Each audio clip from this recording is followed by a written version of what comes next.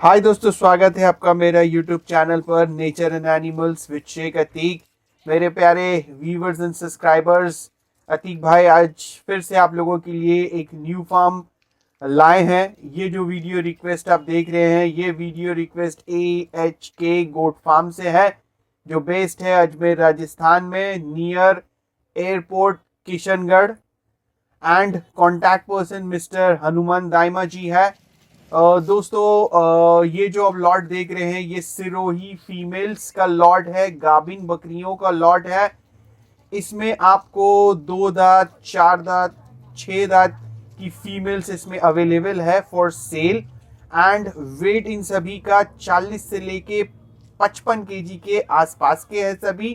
काफी खूबसूरत लॉट है। आप देखिए दोस्तों, काफी बड़े फीमेल्स अवेलेबल है for sale in AHK goat farm में, जो all types of breed available है इनके पास में। ऑल इंडिया गोट सप्लायर के लिस्ट में है।